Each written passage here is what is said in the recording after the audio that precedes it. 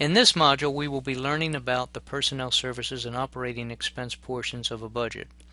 Regardless if the budget follows the line item, performance, or program format, the personnel services portion of the budget will always be the largest, around 80 to 85% of the total budget.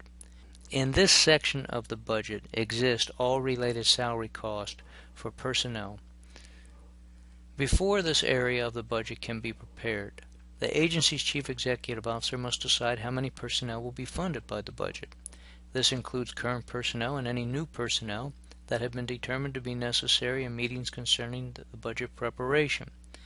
Some legislative bodies require the chief executive officer of the organization to justify the continued funding of current positions, a good example of a zero-based budget.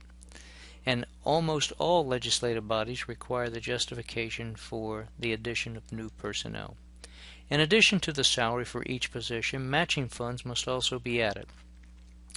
These funds include retirement benefits, FICA employer match, medical insurance premiums if paid by the employer, unemployment insurance, etc. As a general rule, in Florida these costs usually total 41% of the salary. So if the salary to be paid is $50,000, the budget must show an additional $20,500 for matching funds, resulting in the total personnel service cost for this particular position at $70,500. Let's say the agency has 100 positions at an average salary of $50,000 for a total of $5 million. The additional matching funds would be 100 times $20,500 or $2,050,000. This brings the total personnel service portion of the budget to $7,050,000. Since we already know this is going to be 80 to 85% of the total budget, the total agency budget in this case will be between $8.2 and $8.8 million. We now move to operating expenses. These are the expenses necessary to operate the agency for the fiscal year, minus personnel services and equipment, capital expenditure items.